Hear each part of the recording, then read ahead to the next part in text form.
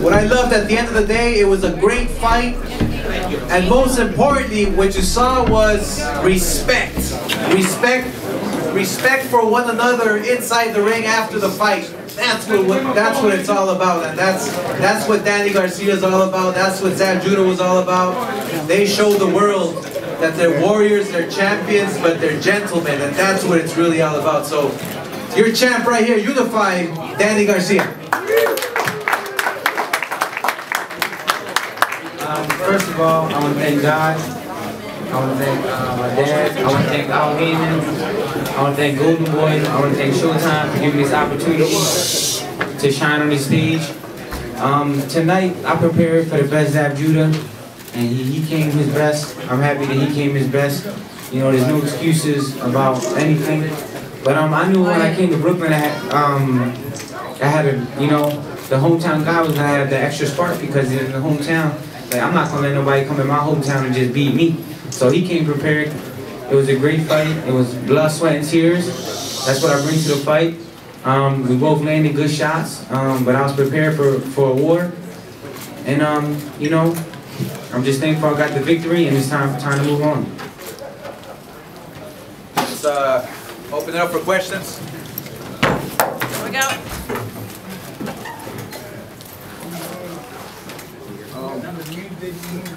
Danny and Angel, in the 6th and 8th rounds, were you surprised that he got up from both of those shots?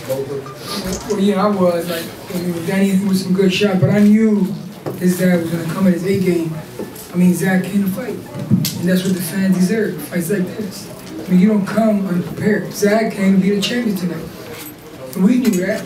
You know, it was a lot of talk back and forth with 4 rounds, but you know, we knew we had 12 rounds to work with. We knew, and I wanted Zach to be in his A game, like I told you before. I wanted Zach to be in his A game, so there'd be no excuses. No, Danny fought a buck, washed up old man. No, Zach is still young, but one thing is that he can't be like the legend. I try to be like the legend, but there's nobody like the legend. It's D80.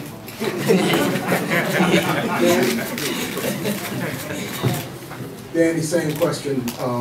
The first time and then the second time that he got up for both of those shots. Yeah, actually, I was really surprised because I was putting so much pressure and heat on him, like strong, sharp punches, and he came back strong. He even came back strong in the later rounds. He gave me a couple good shots. I sucked him up, but he came prepared. He's been in big fights like that before. He's been hurt before, so I wasn't surprised. I mean, he's a former champion. He's been in tough fights, so I had to adapt and bite down. Remind me a little bit of the Eric round first. Yeah, Right yeah, here. definitely. Right here. Danny, at any moment did you feel that when Zab in the later rounds was hitting you, did you feel that he maybe made you wobble a little bit? No, he caught me. You saw that you started backing up. No, he caught me with a good shot. He caught me with a good shot. It's boxing. That's what it's about. But I proved that I can fight even when I'm hurt. I'm a true champion. I bit down and I got the job done. Performance tonight, you're still going to get criticized being as though that Zab Judah is the age that he is, and people were expecting you to win impressively by knockout, and you went the distance for it. I mean, you know, every time I step in the ring, I'm learning. I'm a young fighter. Like I said, they say he's not in his prime, but I'm not in my prime yet either. I'm only 25 years old. That's not my prime. Physical prime is 27, 28. I'm still learning on the job. You know, a win's a win. You know, I hurt him. It was blood, it was cuts, and the fans in Brooklyn loved it, and that's all that matters. The thing, he's not washed up. He came to fight. He came to his A game. He trained hard. He showed it tonight. He got up from those shots. He got up and went the distance, 12 rounds. So he wasn't washed up. Please, I hope you guys don't start saying that. He's washed up. Because that would get somebody in hell real fast. Like Chop Chop would too. People need to fight guys like this, in shape like this. Old veterans were not in shape. Right here. Congratulations to you guys, Angel, also. Thank you. Danny, on the judges' scorecard, Zab won the last 3 rounds on all 3 of them. Looked a little bit like, even though you had a commanding lead, you were fading a little bit. Was it a matter of you feeling like you were getting tired, or were the punches taking their toll? What was the reason why you were unable to close strong, even though you still were obviously the winner of the fight? No, my arms got a little tight in the later rounds. My arms got a little tight. My legs felt good, but my arms felt a little tight. But I had to bite down and just grind it out, and that's what I did. Show you the warrior. It's a warrior sport. I mean, it's a two-way street. You got to take something to get something. And Danny was trying to counter him, and took some good ones to counter, but it didn't work out the way he wanted to do it. That's why I told him go back to your A game. Don't go back to the B game. You know me, I'll fight anybody. So that's why I'll hear me once. Exactly. That's what I do. I do whatever I'll hear me. That was to happen, it happens. My job. They're supposed to be the best junior weights out there, so that's what we're gonna do. It's something we've discussed. It's something we've discussed amongst the circle there at Golden Boy and with Al and everybody. Danny's gonna fight the very best, no matter what. No matter what. You throw him in there with King Kong, he'll fight King Kong. That's who Danny is. So is he gonna fight Matisse? Is he gonna fight the very best at 140 or 147? Hey, that's what we're gonna discuss with everybody. But will it happen? Eventually, because he wants to fight the best. So that's who Danny is. Right now, had a great fight with Zab Judah. Gonna relax. We don't know what's gonna happen next, but it was discussed as an option. Danny, congratulations on your win tonight, and Angel too.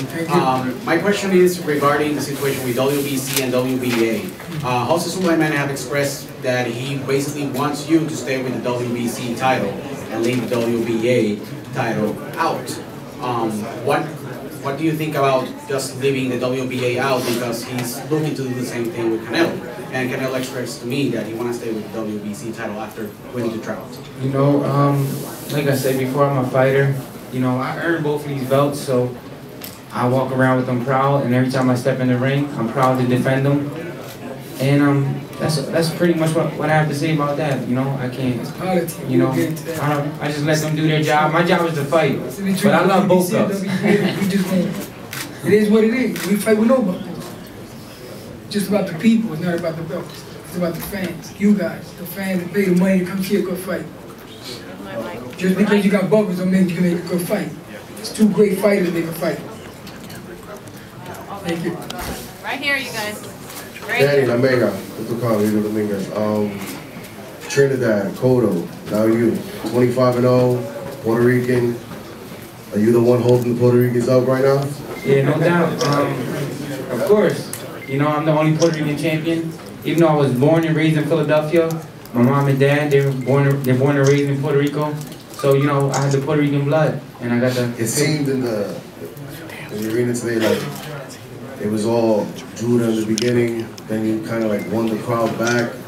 Then at the end, they said your name, and Judah came back. I think it was one of the best fights I've seen in a crowd going crazy like that, back and forth, in a long time.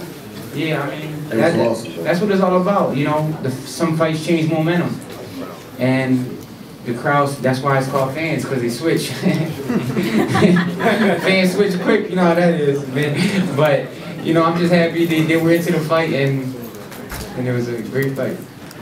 This was a tough fight, but do you feel better that you struggled through such a hard fight and came through like this for the first time, having such a hard fight?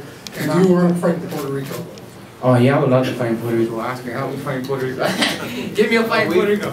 We've, you know, I lived in Puerto Rico for 6 years, so, and I'm married to a Puerto Rican, so whenever I go down there, they're mentioning Danny Garcia.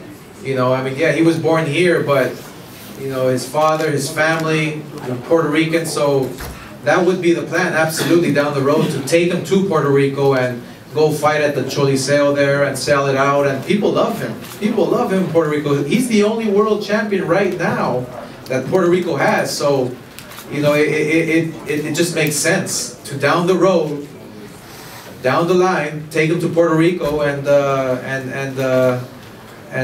have all the fans there that are very passionate about boxing, because boxing is the sport in Puerto Rico, and you know, they want to see Danny Garcia. I mean, everywhere I go, when I walk around, oh, what fights are you making now? When can we see Danny Garcia? They're asking about him. They're not asking about nobody else. They're asking about Danny. So it makes sense to take him down there in the near future.